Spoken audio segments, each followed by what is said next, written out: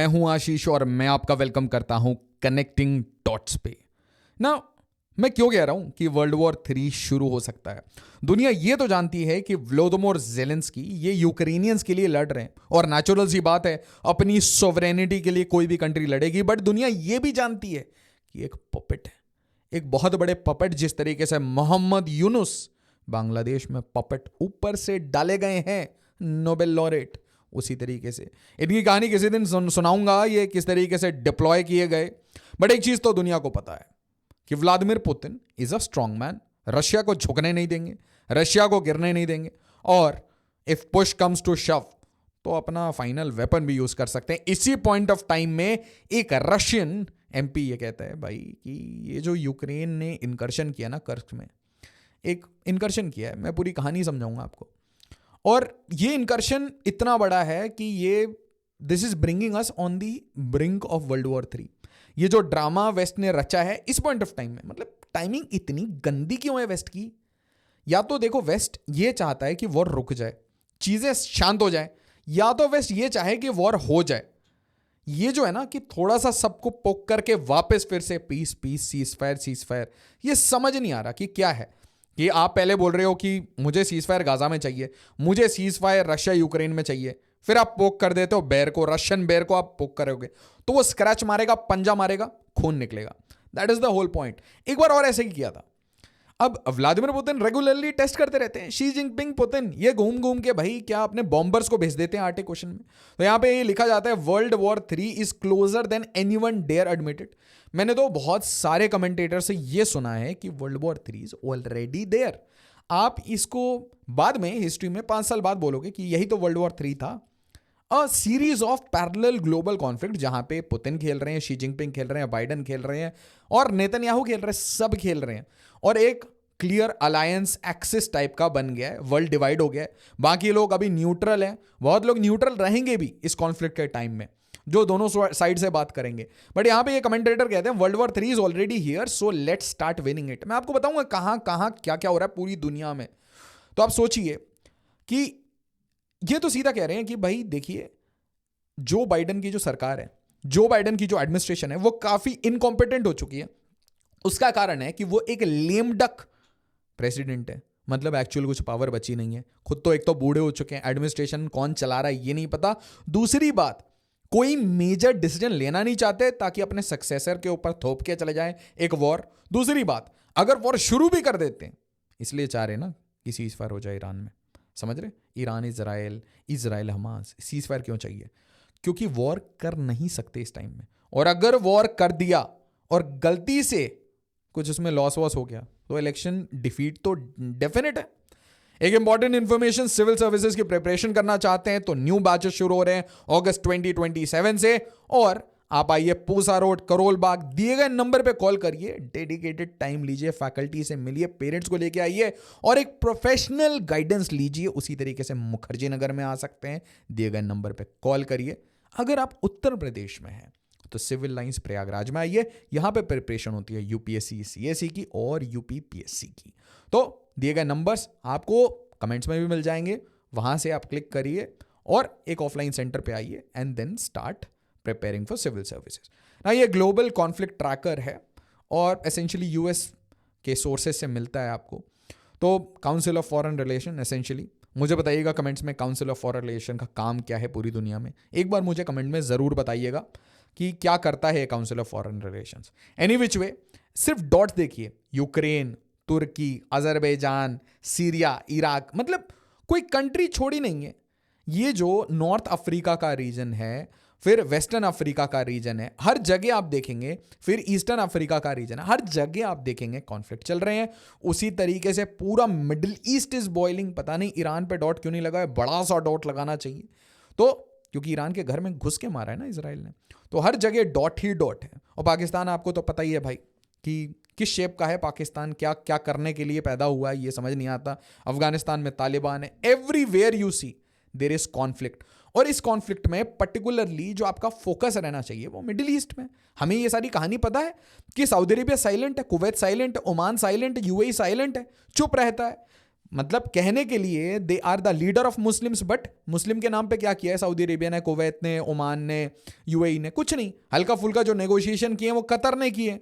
तो ये सब साइलेंट रहते हैं, उल्टा ये यमन में जो हूती रेबेल्स हैं उनको मारते रहते हैं। और ये जो हूती रेबेल है ये ईरान बैक्ड है। उसी तरीके से सऊदी अरेबिया को इस पूरे रीजन में कहीं पे भी अगर मुस्लिम ब्रदरहुड मिल जाए तो सऊदी अरेबिया उनके पीछे चले जाते हैं। पता है क्यों? क्योंकि ये सारे एमिरेट्स जो हैं, ये यूएई, ये सऊदी अरेबिया, ये सब मुनार्कीज हैं। और इनके ही सत्ता ना चले जाए, अरब स्प्रिंग टाइप का कुछ हो ना जाए, रेजिम चेंज ना हो जाए, इसलिए ये मुस्लिम ब्रदरहुड को डिफीट करते रहते हैं और ईरान के साथ डिफीट करते रहते हैं, ईरान के सारे प्रॉक्सीज को। तो यहाँ पे ईरान एक बड़ा प्लेयर है, सऊदी अरेबिया एक बड़ा प्लेयर है, इजराइल एक बड़ा प्लेयर है, और ये मकड़ी का जाल बना रखा है। और ये जो मकड़ी का जाल है, इसमें ये पूरा मकड़ी का जाल के ये मैनेजर है, ये मैनेजर हो गए। और ये तीनों बैकएंड में, अब इनका कुछ खास काम नहीं है फिलहाल, ये तो अभी न्यू ज्वाइन ही है, बट ये फंडर है, बैंकर है। और व्लादिमीर पुतिन आपको पता है स्ट्रेटेजिक एनालिस्ट, जहां पे भी स्ट्रेटेजी लगानी हो, फाइनल मिलिट्री का क्या काम होगा, वो ये सबको गाइड करेंगे। भाई केजीबी एजेंट है और वॉर बहुत पसंद करते हैं।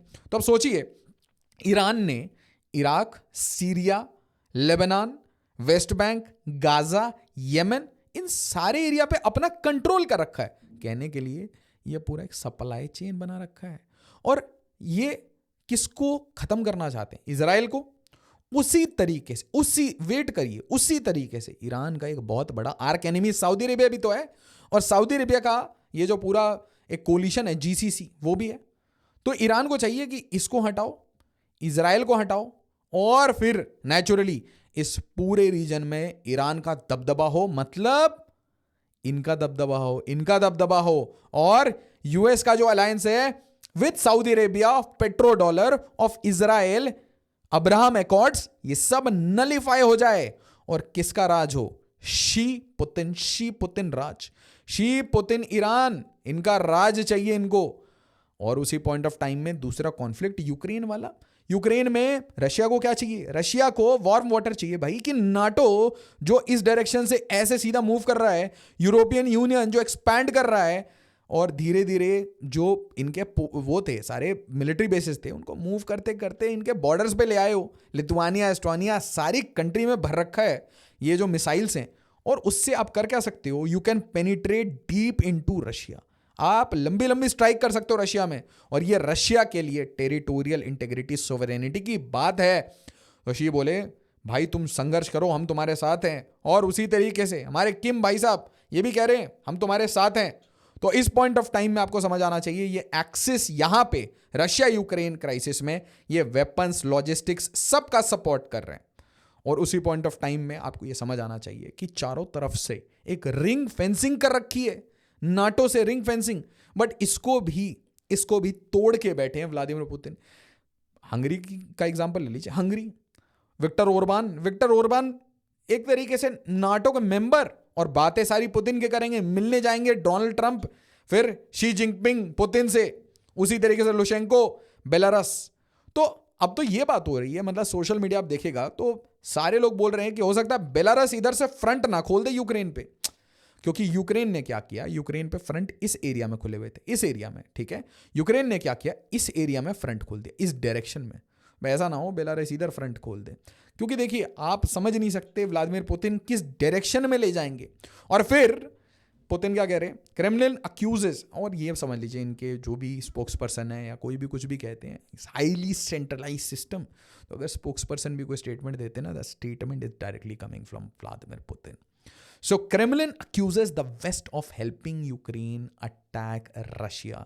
अब ऐसे बहुत सारे रिपोर्ट्स हैं, ये कर्क से रीजन है, यहीं पे अटैक किया है। तो ये एक तरीके से अगर कॉन्फ्लिक्ट इस रीजन में चल रहा है तो आप उसको इधर ले जा रहे हैं ताकि रशिया को आप ब्लैकमेल करें, एटसेट्रा एटसेट्रा, कुछ भी हो स्ट्रैटेजी। बट यहाँ पे जर्मनी आके हार गया था, ये हिटलर की सेना नहीं जीत पाई थी रशिया से। तो ये तो एक अलग कहानी है, बट पॉइंट समझिए। नाउ पुतिन इज अक्यूजिंग कि ये जो ऑपरेशन है इसमें बहुत सारे नाटो के सोल्जर थे, इसमें बहुत सारे फॉरेन बूट्स थे, ये यूक्रेनियन नहीं है, बहुत सारे मर्सनरीज इन्वॉल्व हैं, और जो कि बैक्ड हैं बाय यूएस, बैक्ड हैं by NATO. So Patrushev says West helped Ukraine attack Kursk region, Putin discusses new technical solutions. समझ रहे हैं आप क्या कह रहे हैं? Technical solution. देखो भाई, आपने अपने आप को यहाँ तक भेजा, इसका मतलब आपने ये एरिया कहीं ना कहीं स्ट्रेच किया। क्या पता बेलारस इधर घुस जाए, आपका सेटअप ही चेंज हो जाएगा और आप चारों तरफ से ट्रैप हो जाओगे। If Belarus enters and makes मेरी विथ द रशियन, ये जो लिबरेटेड रीजन है उससे सीधा यहाँ से यहाँ आप अटैक कर लेते हो, तो this reason the people will be trapped, और फिर पुतिन के पास एक नया एरिया आ जाएगा। एनी विच वे, और इसी पॉइंट ऑफ टाइम में आप देखिए चाइना की कहानी क्या चल रही है। China must establish shadow government in Taiwan for regime change. किस तरीके से और क्या बात हो रही है? कह रहे हैं कि ये सारी जो ग्लोबल वॉर चल रही है वो किस डायरेक्शन में चल रही है? वो सारी मिडिल ईस्ट में चल रही है। इसी पॉइंट ऑफ टाइम में बेस्ट टाइम है चाइना ताइवान को ऑक्यूपाई कर ले। और ऑक्यूपाई करने के लिए क्या कह रहे हैं कि shadow government, a newly surfaced report from Washington-based think tank the CSIS has revealed that researchers in Xiamen University has recommended Beijing prepare a shadow government. बिल्कुल उसी तरीके से जिस तरीके से शेख हसीना को हटाया गया और मोहम्मद यूनुस को डिप्लॉय किया गया। कमेंट्स में बताइए किसने किया डिप्लॉय। उसी तरीके से ताइवान में पहले शैडो गवर्नमेंट लगाइए और फिर कब्जा कर लीजिए। अब just think about it, let's say this becomes a bigger conflict. ये जो रीजन है ये एक बड़ा कॉन्फ्लिक्ट बन जाता है, ठीक है? यहां पे अपने माइंड को रोकिए। दूसरी चीज, आपको यह पता है कि इजराइल ने बहुत सारे अटैक किए थे ईरान में, ठीक है? ईरान में, लेबनान में, और अभी सब ने बोला है कि हम सब मिलकर इजराइल को मारेंगे। तो मतलब एक रीजनल कॉन्फ्लिक्ट हो सकता है। अब सोचिए, जब ये regional conflict between Israel plus US, ठीक है? इजराइल प्लस यूएस, याद रखिएगा, US Israel closest allies, versus all of them and Iran, Iraq, Syria, Lebanon, West bank, Yemen, जब ये चल रहा हो उस पॉइंट ऑफ टाइम में क्या बेलारस यहां कुछ कर सकता है?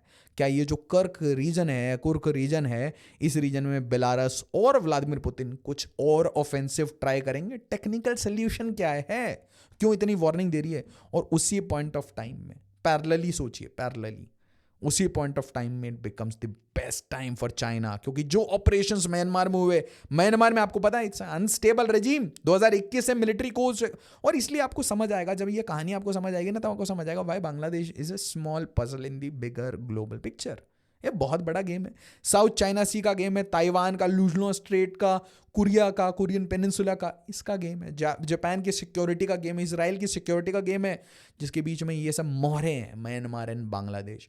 और इसी पॉइंट ऑफ टाइम में north Korea, Kim and Russia, अब ये घूम रहे थे। व्लादिमीर पुतिन ने अपनी कुछ पनडुब्बियां भेजी, कभी वेनेजुएला भेज दिया, कभी क्यूबा भेज दिया, हर जगह खुद ही घूम रहे हैं, खुद अपनी रिलेशनशिप मेंटेन कर रहे हैं। पनडुब्बी किस साइड भेजी थी? पनडुब्बी भेजी थी इधर वेनेजुएला साइड, ठीक है, क्यूबा साइड।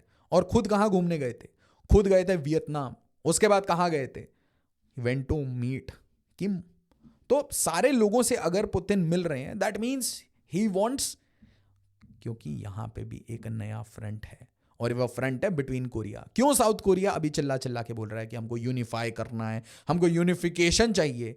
क्योंकि एक चीज समझिए कि नॉर्थ कोरिया आज बैलिस्टिकली और जिस तरीके से उसने अपनी न्यूक्लियर वेपन डेवलपमेंट पे काम किया है, North Korea has much more firepower than South Korea, और डायरेक्ट बैकिंग है चाइना की। तो चाइना की बैकिंग नॉर्थ कोरिया के पास, China wants to take away Taiwan. तो ये याद रखिए, अगर चाइना ताइवान को ले रहा हो तो नॉर्थ कोरिया साउथ कोरिया के रेजिम को टॉपल करने की हर वो कोशिश करेगा।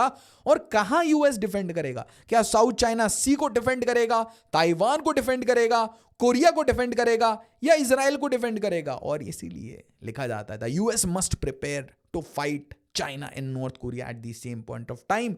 और मैं आपको एक चीज बताना चाहूंगा, अनफॉर्चुनेटली ये तो कुछ कॉन्फ्लिक्ट्स मैं आपको बता रहा हूं, इसके अलावा अर्मेनिया, अजरबैजान, हर जगह, आप अफ्रीका के तो आज तक कॉन्फ्लिक्ट हम डिस्कस ही नहीं करते। एक कंट्री में आपको समझ आएगा कि बाइडेन वर्सेस पुतिन चल रहा है, मर्सनरीज घूम रहे हैं, इनके जो जितने भी इनके प्राइवेट मिलिशिया हैं उनको इन्होंने आर्म करके, आर्म्ड टू टिथ, और ट्राइब्स को लड़ा रहे हैं आपस में। और अब आपको कहानी यहाँ की समझ आएगी कि बांग्लादेश क्यों चाहिए, बांग्लादेश में बेस क्यों चाहिए, सेंट मार्टिन्स आइलैंड क्यों चाहिए। क्योंकि देखिए, Bangladesh is close to China, Myanmar is close to China, ये पास में थे, ठीक है, और इनकी गवर्नमेंट भी बहुत पास में थी।